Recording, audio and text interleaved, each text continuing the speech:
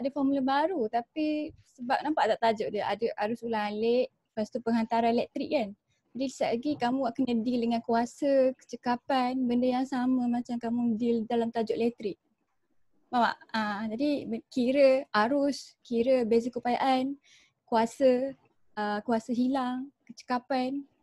Dia akan keluar bawah topik ni. Faham tak? Okay, jadi bukan formula baru. Formula baru nanti yang transformer je ada formula baru. Tapi formula dia senang lah. Tak ada masalah yang tu. Okay, jadi kita start . Okay, jadi kita nak tengok dulu arus terus dengan arus ulang alik ni. Okay, jadi yang ni kamu tahu kan, kita baru lepas tengok penjana kan. Ni penjana kita ada 2 kan hari tu. Macam mana kamu boleh dapat arus ulang alik guna penjana? Kena ada apa? Gelung kok. Kena ada gelang Pelicir. Kena ada gelang gelincir kan.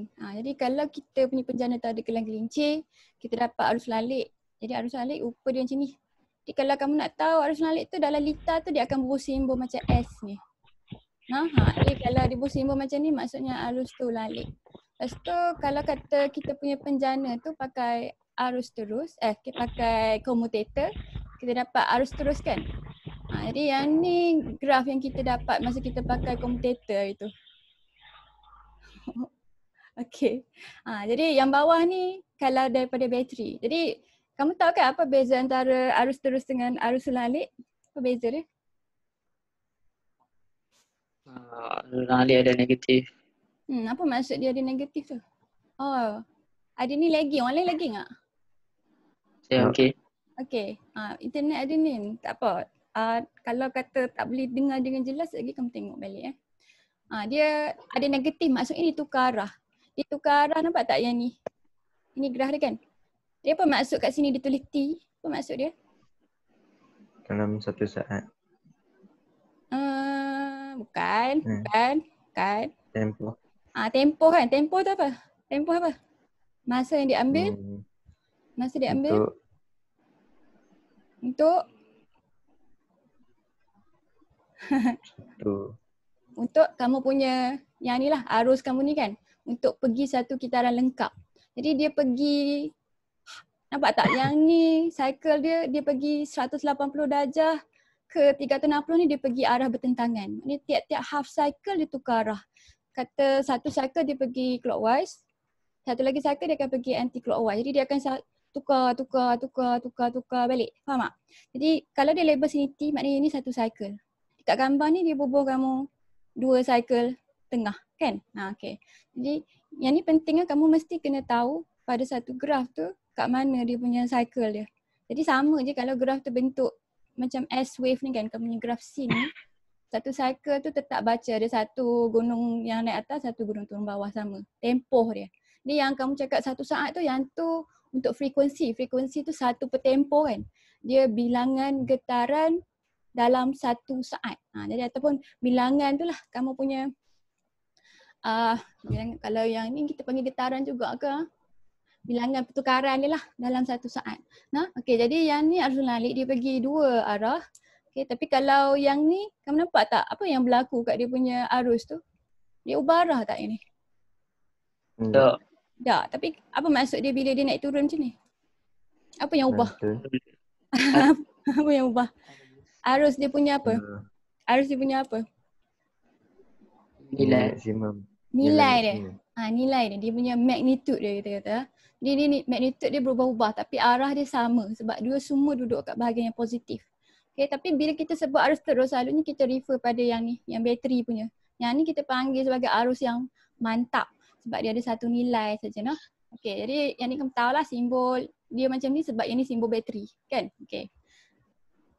Alright, jadi kalau kata kita ada 2 arus ulang alik dengan arus terus, bila dia lalu peranti elektrik, nampak tak? Yang ni kita ada 2 peranti elektrik, satu ni kapasitor, satu ni perintang. Kamu nampak apa beza antara gambar kiri dan kanan ni? Sumber arus. Sumber arus beza. Lepas tu lagi? Mentol. Mentol dia. Mentol tak menyala masa dia lalu kalau pakai arus terus masa dia lalu kat bahagian yang ada kapasitor ni mentol tak boleh menyala kan. Tapi kalau kamu tengok belah sini, kalau arus mengalir kapasitor ni dia tetap nyala, yang perintang pun nyala. Maknanya kamu yang arus terus ni tak boleh digunakan dengan kapasitor, dia tak bagi arus terus mengalir. Yang ni ciri-ciri arus terus lah. Jadi kadang-kadang dia tunjukkan gambar ni, dia cuba beritahu mentol nyala ke tak nyala bila ada kapasitor ni kan, ataupun mentol mana yang menyala. Ni kamu kena ingat ni fakta yang kamu kena ingat. Okey. Jadi kapasitor ni satu alat, siapa biasa, dia satu alat yang kita guna untuk simpan cas elektrik. Kita boleh charge dia dan dia boleh nyah cas. Jadi kita bubuh dia, tujuan dia untuk charge dengan nyah cas. Tapi kadang-kadang kita guna dia sebagai filter juga. Kita memang sengaja bubuh dia sebab dia sekat arus terus ni. Jadi dalam litar DC dia kita dalam litar DC arus mengalir melalui kapasitor menyebabkan kapasitor dicaskan sehingga beza keupayaan kapasitor sama dengan sel kering. Jadi yang ni yang berlaku untuk litar arus terusnya, dia akan caskan kapasitor tu dulu. Lepas tu bila beza keupayaan kapasitor sama dengan sel kering, dia akan berhentikan pengaliran arus. Sebab arus tu berhenti mengalir, kamu punya litar tu kiranya diputus kat sini. Sebab kamu punya kapasitor ni sebenarnya dia hanya adalah 2 pelat logam yang tidak bersentuhan macam ni kan. Nanti kalau kamu masuk IPT nanti kamu banyak lagi lah belajar pasal kapasitor ni. Sekarang ni kita introduce sikit-sikit je, nanti kamu akan dengar lagi bila kita belajar tajuk elektronik tadi, sikit lagi cerita pasal dia. Tapi banyak lah dalam alat, banyak ada kapasitor ni. Kalau kamu tengok yang rupa dia gini dalam kamu punya elektronik circuit tu. Alright. Jadi kalau kita nak ukur pula, cara mengukur arus terus dengan arus mengalir, yang ni straightforward lah kan, sebab arus dia mantap, jadi kita terus baca, betul tak? Jadi kalau dia bagi kamu graf arus terus, berapa nilai arus dia? Arus dia 5 ampere, kamu terus baca sebab arus dia sama je dengan masa. Okay, tapi kalau arus mengalir macam mana? Kamu boleh baca terus ke? Tak. Sebab apa? Sebab katakan baca 5 ampere ni kan, dia hanya berlaku pada, kita panggil dia sebagai puncak dia saja kan. Tapi dia akan turun balik kan, dia akan naik, dia akan turun kan. Jadi kalau kita nak baca arus mengalir ni, kita pakai dia punya arus, kita panggil sebagai arus PMKD dia. PMKD tu punca min kuasa 2 arus tu. Yang ni kaedah dia nak dapat average graf ni punya nilai purata arus ni. Faham tak? Dia buat kaedah punca min kuasa 2. Jadi dia kuasa 2 kan graf ni dulu sebab dia nak angkat bahagian yang negatif ni kan. Bila kita kuasa 2, negatif hilang kan. Lepas tu dia puncakan balik sebab dia cari average dulu, dia cari min. Lepas tu dia puncakan balik, jadi dia akan dapat nilai purata arus tu. Ya. Jadi nilai purata arus tu, IPMKD kamu ni, dia nilai arus yang mempunyai nilai setara seperti arus terus yang mengalir dalam sebuah perintang. Maknanya kalau kata kita bubuh kita punya voltmeter kat situ, nilai arus yang kita baca tu arus yang inilah IPMKD ni lah. Yang setara dengan nilai dia kalau dia arus terus. Alright, jadi senang saja formula IPMKD ni. Tapi mungkin dia tak bagi dalam exam. Ni kamu kena ingat. Dia adalah nilai arus puncak ni. Kat sini arus puncak dia 5 kan. 5 ni kamu kena bahagikan dia dengan punca 2. Kamu akan dapat kamu punya IPMKD. Cuba kamu kira berapa IPMKD untuk yang ni. 5 bahagi dengan punca 2. Macam tu je. Bunyi dia susah kan. Tapi cara kerja dia simple je. 3.5. 3.53. Jadi inilah nilai arus purata untuk kamu punya graf arus mengalir ni kan. Okay, tu je, macam tu je. Jadi kalau arus berubah, voltan dia pun akan berubah kan. Jadi cara yang sama juga kalau kata dia suruh cari voltan PMKD, beza keupayaan PMKD ni kamu pakai formula yang sama. Kamu ambil V dia bahagikan dengan punca 2. Jadi kalau ikutkan punca 2 tu nilai dia 0.707 kan. Jadi kamu boleh guna kaedah macam ni ataupun kamu ambil 0.707, kamu darabkan dengan 5. Kamu akan dapat jawapan yang sama, 3.53. Sebab dia 70.7% daripada nilai puncak tu. Okay, jadi kita try buat satu soalan. Okay. Kamu nampak graf cikgu ni? Ni graf arus mengalir. Dibagi kamu daripada sini ke sini 10 mili saat. Berapa kuasa mili? Mili berapa? Mili dia ni 10 kuasa 10 negatif kuasa. kan? Bukan 2 sekali lagi. 10 kuasa. Mili 3 lah. Milimeter kan. 10 kuasa 3. negatif 3. Jadi yang ni kiranya 10 kuasa 10 darab 10 kuasa negatif 3 saat. Okey. Jadi mili kamu ingat dia punya. Yang ni bukan meter, yang ni imbuhan kamu. Okey, jadi dia baca berapa cycle kat sini? 2. Ada 2 kan? 2. Jadi berapa nilai tempoh dia? Apa nilai tempoh untuk graf ni? 5 darab 5.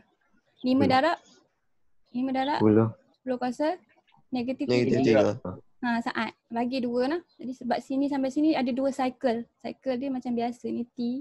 Kira 5 milisecond lah. 5 milisecond pun boleh jawab macam tu. Ini 2T. Okey, berapa frekuensi gelombang ni? Frekuensi 2. Satu, kamu buat satu satu. dengan ni kan? Satu per tempoh kan frekuensi? Satu tempoh. Darab 10 negatif 4. Dapat apa? 1/5 darab 10 kuasa 3. Dapat kecil ke? Ya ke? Dapat besar tu. Dapat besar kan? Dapat besar. Okey kau? Dapat apa? 1 bahagi Sambil klik. 5 200. 3. Dapat 200. Logiknya frekuensi mesti besar kalau kamu punya tempoh kecil. Okey. Jadi 200 apa? 200 apa? Hertz. Okey, jadi kalau kamu nak kira frekuensi, yang ni tak boleh dalam milisaat lah. Kamu kena tukar jadi saat sebab frekuensi ni unit dia per saat kan. Jadi dia tak jadilah kalau kamu guna dia dalam milisaat. Yang ni kena dalam saat. Mesti dalam saat. Alright, V puncak dia berapa yang gambar ni? 100. Baca je terus. Yang ni puncak ni daripada sini ke sini kan. Ni kita panggil sebagai VP dia. Okay, V puncak dia. Okay, kadang-kadang dia tanya kamu VP ataupun VPP. VPP tu apa tu kau? VPP tu apa? Bawah tu ke? VPP tu puncak ke puncak. Maknanya dari sini sampai sini.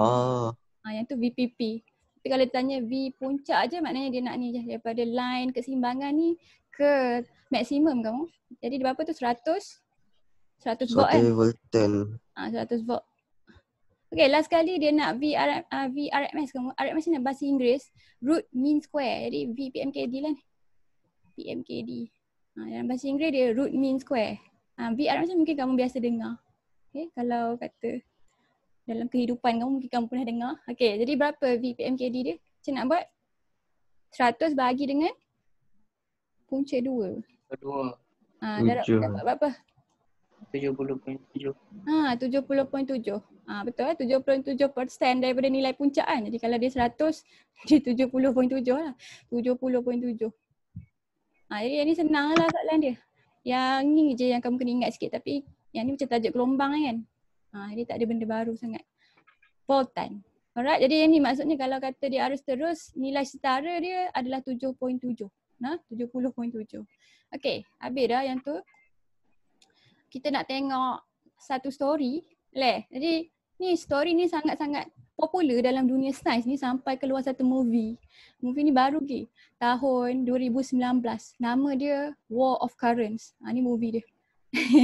War of Current. Dia cerita pasal pergaduhan besar antara dua syarikat untuk tengok siapa boleh dapat kontrak untuk dia buat satu sistem penghantaran tenaga elektrik ke US. Jadi dia gaduh antara dua syarikat. Satu tu syarikat Edison. Ini Thomas Edison Okay. Satu tu syarikat yang ada Nikola Tesla dalam dia. Okay. Mari cikgu tunjuk kamu ni, cikgu touch ni bahasa cikgu ni lah. Okay, jadi Edison ni kamu kenal kan? Dulu kamu kenal dia sebagai pereka cipta mentol kamu kan? Yang mentol yang pakai filamen tu kan? Edison yang reka lah. Dia patent kan? Okay, jadi dia punya. Okay. Jadi Edison ni pereka cipta mentol tapi masa tu orang masih lagi guna lampu minyak tanah tu tau. Masa tu tak ada lagi elektrik circuit macam sekarang ni. Jadi orang masih lagi guna lampu minyak tanah. Jadi Edison ni dia ada syarikat. Nama syarikat dia Edison Electric Light Company. Jadi dia nak bina satu sistem penghantaran tenaga elektrik tapi dia nak pakai arus terus. Jadi dia hadapi problem besar. Dia dah buat penjana dah. Tapi didapati bahawa penjana dia tu sensitif, dia fragile, dia mudah rosak. Lepas tu dia boleh hantar tenaga elektrik sikit saja sebab bila dia nak hantar tenaga elektrik tu dalam kabel rintangan dia tinggi kan. Jadi dia boleh pergi dekat dia boleh pergi dalam 1 hingga 2 batu saja daripada kawasan penjana. Jadi kalau kata pakai arus terus, tiap-tiap satu batu kena bobol satu penjana. Faham? Jadi dia jadi mahal sangatlah. Jadi sebab masalah besar pasal dia punya penjana ni mudah rosak, masa tu Nikola Tesla ni kerja bawah dia. Dia minta Nikola Tesla ni untuk selesaikan masalah ni. Macam nak bagi dia punya penjana ni tak mudah rosak. Jadi lepas tu dia janji kat Nikola dia akan bayar Nikola Tesla ni $50,000. Masa tu banyak lah. Jadi Nikola ni pun dia pandai. Dia saintis yang genius kita panggil kan. Okay, jadi dia pun dapat selesaikan masalah penjana Edison ni. Lepas tu dia pergilah kat Edison ni nak tuntut bayaran kan. Tapi Edison kata masa dia cakap tu dia lawak je. Jadi dia tak nak bayar. Sebab dia ni kena kod sikit. Okay, lepas tu bila jadi macam tu Tesla ni dia tak nak lah. Dia rasa tertipu, dia pun quit. Dia quit, lepas tu dia masuk company lain. Company ni macam pesaing kepada Edison punya syarikat ni kan. Jadi nama company tu Westinghouse. Lepas tu dia mulakan projek untuk dia penghantaran tenaga elektrik juga tapi dia nak pakai arus mengalir. Faham? Jadi yang ni Edison nak pakai arus terus kan. Jadi ni kita panggil sebagai war of current kan sebab AU ke AT kan. Jadi dia gaduh antara dua tu. Nak pakai AU ke AT. Tu yang tu besar juga, famous juga cerita ni. Okay, lepas tu jadi Edison punya Nikola punya sistem ni sebenarnya dia lagi baik lah masa tu sebab dia boleh guna transformer. Sekejap kamu belajar transformer. Transformer tu dia boleh angkatkan nilai voltan tu jadi tinggi. Jadi bila voltan tu tinggi, tenaga elektrik tu boleh dihantar pada jarak lebih jauh. Jadi bila dia boleh hantar jarak jauh, dia jimat lagi lah. Tak payah bina penjana banyak-banyak kan. Jadi mereka kan macam kata orang nak buat projek perumahan kan, dia kena berebut kan siapa boleh dapat kontrak tu kan. Jadi sama macam ni, siapa dapat kontrak tu dia kaya lah sebab dia akan bina satu sistem penghantaran tenaga elektrik untuk $1 macam tu kan. Jadi mereka berebut lah, lepas tu Tesla punya lagi popular. Jadi Edison marah lah sebab dia lagi kaya. Jadi dia marah, lepas tu dia cuba buruk-burukkan sistem arus mengalir ni dengan dia buat demonstrasi jalanan nak tunjukkan bahawa arus mengalir ni bahaya. Jadi macam mana dia buat demonstrasi tu, dia electrify, kamu tahu? Betul ke tak cikgu? Dia merenjatkan binatang-binatang besar, gajah semua tu. Dia buat pertunjukan, dia renjatkan guna AU. Binatang mati lah, dia nak tunjuk kat orang ramai yang AU ni bahaya kan. Bila cikgu tulis AC ni AU lah, alternate current lah. Lepas tu masa tu kan kalau hukum bunuh masa tu pakai electric chair. Jadi jadi dia buat satu model electric chair pakai arus mengalir, lepas tu dia demo kan dengan orang yang nak kena hukum bunuh tu. Lepas tu dia tunjuk kat semua orang kesan orang kena electric chair dengan AU tu. Faham? Jadi dia nak tunjuk, dia nak bagi Tesla ni kalah tapi last kali Nikola Tesla tu kan. Nikola Tesla ni. Jadi dia ni AU, dia ni AT kan. Dia ni nak buruk-burukkan AU tu lah. Okay, lepas tu last kali kamu tahu kan kamu punya sistem penghantaran sekarang pakai sistem AU ke AT? AU kan. Maknanya Tesla menang lah tu. Jadi model sistem rekan Tesla menang kontrak tersebut. Lepas tu masa tu dia Tesla ni dia adalah pereka penjana kuasa AC yang pakai kuasa hydro yang pertama kat dunia ni. Jadi masa tu dia buat dia punya penjana tu kat Ita John yang besar sekali, yang popular, Niagara Falls kan. Jadi masa tu first kali ada teknologi penjana dengan menggunakan hydroelektrik. Jadi itu kamu punya story. Jadi kalau kata movie ni cikgu tak pernah tengok lagi lah tapi kalau kata kamu nak tengok boleh try. Boleh try lah. Movie memang cerita pasal ni, current war ni, cerita pasal story ni. Okay. Jadi itu je cikgu nak cerita kamu sebab seronok. Okay, jadi tadi sistem penghantaran Tesla tu kan, dia ada transformer. Jadi kita nak tengok transformer tu lah. Jadi transformer ni penting dalam tajuk elektromagnet, dia selalu keluar dalam exam. Semua cikgu kata selalu keluar kan. Tapi kalau kata soalan kiraan untuk elektromagnet, dia akan keluar yang ni lah. Dia akan keluar transformer. Jadi ni transformer. Transformer ni jangan kamu ingat robot transformer tu. Dia transformer ni alat untuk kamu injak naik turunkan kamu punya voltan. Tengok movie kat sekolah nanti boleh cikgu? Tak tahu lah. Kalau cikgu jumpa, cikgu boleh bagi tunjuk. Alright. Okay, jadi ni alat dia. Mari kita tengok simulasi. Internet kamu okey tak? Semalam cikgu tunjuk simulasi kat form 4, lekat-lekat. Okay, Ustaz. Mari kita tengok. Ni. Nampak tak? Jadi ni transformer. Jadi transformer ni kamu nampak tak? Dia ada teras besi lembut. Ini bahagian dia. Lepas tu dia ada gegelung. Di kat belah sini kita panggil dia punya voltan input dia. Input tu maknanya kita input kan lah. Yang ni voltan input dia, nampak tak? Dia pakai arus sunalik. Jadi sistem Tesla ni memang kena pakai arus sunalik. Jadi transformer ni pun hanya work dengan arus sunalik. Dia tak work dengan arus terus. Okay, jadi kalau kamu tengok ni, yang ni gegelung, yang ni teras besi lembut. Bila lalu arus kat dia kat sini jadi apa? Apa jadi teras besi lembut kamu ni bila arus mengalir kat gegelung? Dimagnetkan. Dimagnetkan, betul. Magnet lah. Teras besi lembut kamu akan jadi magnet kan, betul? Jadi dia jadi magnet dan magnet dia special sebab nampak tak?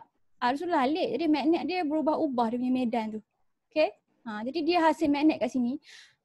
Lepas tu apa jadi bila magnet ni sampai kat gegelung kamu yang sekunder ni? Ini kita panggil sebagai gegelung yang primer, yang ni yang sekunder. Apa jadi bila dia sampai sini? Sini kamu nampak tak? Yang ni tak ada sumber elektrik. Jadi apa jadi bila magnet ni sampai kat belah sini? Tiba-tiba ada elektrik. Dia apa? Macam mana kita dapat ni? Dia pakai konsep apa ni? Resonan. Dah. Yang ni kelas kita minggu lepas kan? Cuba kau ingat balik. Yang ni magnet. Aruhan. Aruhan. Ni magnet.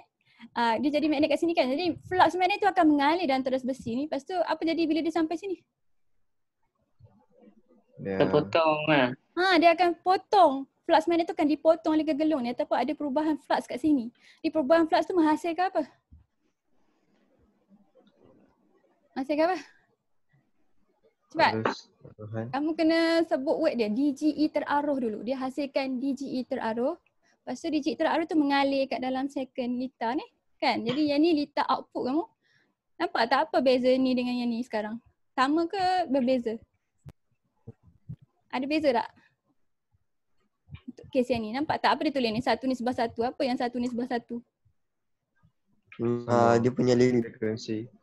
Dia punya bilangan lilitan tu, ada ni betul. Jadi sekarang ni Bilangan kamu punya lilitan. lilitan tu kiri dengan kanan lengan ni sama. Jadi graf yang input dengan output sama ke tidak untuk gambar ni?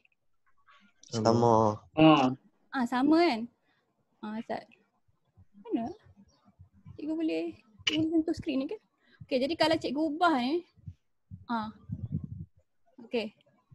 Jadi sekarang ni cikgu ubah. Nampak tak cikgu ubah? Dia dah jadi nisbah lain ni kan? Kita nak bagi nisbah dia comel. Siapa sikit, siapa banyak sekarang? Memory banyak. Yang input dia banyak lagi daripada output dia kan? Yang ni gegelung primer banyak lagi daripada sekunder. Jadi apa jadi kat graf dia? Cik. Apa jadi kat graf dia? Nampak tak? Apa jadi kat graf dia? Yang kat sini, yang belah kanan ni. Slow. Dia punya puncak dia turun. Apa maksud dia? Maksudnya nilai voltan dia makin kecil ke makin besar ni? Kecil. Makin kecil. Tapi apa jadi kalau cikgu tambah ni? Macam cikgu tambah. Apa jadi? Makin besar. Jadi kamu punya transformer ni magicnya bila kita ubah bilangan lilitan ni, dia akan ubah voltan yang output tu. Nampak tak? Jadi kita boleh ubah dua-dua sebenarnya. Kita boleh bubuh yang ni sikit, yang ni banyak. Jadi yang ni apa jadi? Apa jadi dengan output dia? Semakin bertambah kan? Betul? Semakin bertambah.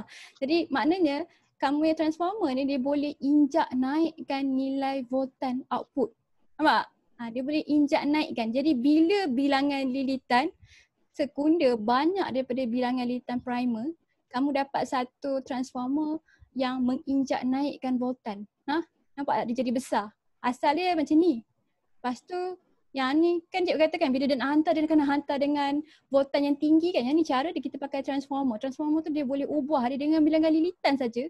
Dengan formula yang mudah Okey, kata 1:2, nampak tak? Jadi yang ni 1:2. Jadi dia besarkan. Dia besarkan yang ni diinjak naik, tapi boleh juga dia. Dia katakan macam phone kamu. Phone kamu kan dia tak boleh pakai voltan yang banyak kan. Jadi kamu kena dalam alat kamu tu ada transformer. Transformer tu menginjak turunkan kamu punya voltan, nampak tak? Daripada 240, katakan ini 240, jadi nilai yang selamat. Jadi bila kita ubah bilangan lilitan kat belah kiri dan kanan ni, kat dia punya primer dengan sekunder ni, kita akan ubah dia punya beza keupayaan output dia. Faham tak? Jadi yang tu kamu punya transformer dan dia pakai prinsip, prinsip apa tadi? Macam mana terhasilnya yang belah sini? Dia pakai prinsip apa? Prinsip arus-aruhan. Elektromagnet dan arus-aruhan. Okey, memang kita tengok gambar tadi. Jadi kalau kata buku kamu dia bagi teras besi lembut bentuk petak macam ni. Jadi belah sini yang input, yang belah sini yang output. Jadi belah sini kita panggil sebagai voltan input, belah sini kita panggil sebagai voltan output. Jadi yang ni gegelung primer, yang ni gegelung sekunder. Primer tu satu kan, first kan. Sekunder tu second kan. Di dalam litar rupa dia gini secara armnya. Tapi sekejap lagi cikgu tunjuk kamu ada dua rupa lah. Satu untuk yang injak naik, satu untuk yang injak turun. Di dalam gambar cikgu ni injak naik ke injak turun? Turun sebab daripada 240 dia jadi 12 kan. Jadi cuba kamu teka kenapa transformer ni hanya boleh berfungsi dengan arus mengalir. Kenapa tak boleh fungsi dengan arus terus? Kenapa arus terus tak jadi?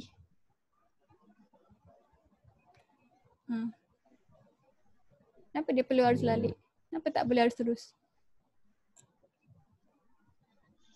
Aruhan kena arus ulang-alik. Aruhan kena ada arus ulang-alik. Ya, sebab apa? Sebab apa?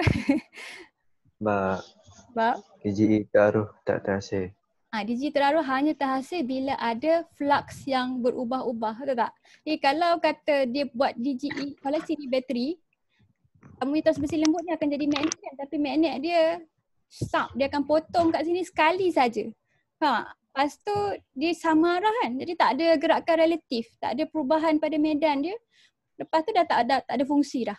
Jadi sebab tu dia perlukan arus ulang-alik. Arus ulang-alik sebab arus terus dia tak menghasilkan medan magnet yang berubah-ubah. Arus terus tu dia punya medan magnet tu satu arah saja, dia tak berubah-ubah.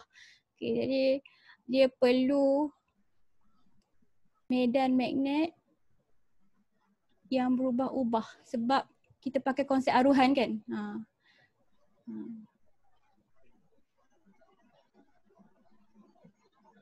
Okay, jadi ada banyak jenis transformer. Satu tu yang kamu nampak dalam lab kita kan. Transformer tu gedabak kan. Ada cikgu buka dulu transformer tu, sonok kat dalam dia, kamu nampak lah ada teras besi lembut. Tapi bukan satu, ada banyak. Okay, lepas tu yang kalau kata yang biasa dalam alat elektrik kamu, kalau kamu rajin buka-buka TV ke apa, kamu nampak yang ni, yang kecil macam ni. Okay, yang ni yang kat belakang bangunan kamu, yang TMB punya besar sangat, yang ni dia selalu berbual dalam rumah, dia kata dilarang masuk. Boleh? Ataupun kadang dia letak kat luar kat, kamu nampak rupa dia gini. Lepas tu, tapi dia berbual dalam sangkar. Yang tu transformer. Jadi tujuan transformer tu supaya itulah dia boleh injak naik turunkan voltan output kamu tu. Kan kalau dia nak kecilkan ke dia nak besarkan. Maksudnya dia adapter ni maknanya dalam kamu punya laptop kan. Jadi dalam laptop kamu dia punya charger tu berat sebab transformer tu lah. Dia ada transformer dalam tu dan dia ada gegelung dawai dalam tu yang tebal. Sebab tu dia berat. Sama dengan kamu punya phone, kamu punya adapter. Dalam tu kalau kamu buka dia ada gegelung. Boleh? Gegelung macam ni. Jadi gegelung tu kita boleh kira. Kalau kita nak step dia daripada 240 jadi 12, kita boleh kira berapa lilitan yang kita perlu supaya dia jadi. Faham? Sekejap lagi kita tunjuk formula dia. Alright, mari kita isi dulu prinsip kerja ni. Macam mana cikgu nak hilangkan annotation ni? Lupa dah cikgu. Clear all drawing. Okay, mari isi. Apabila apa dengan beza keupayaan input VP? Bila apa?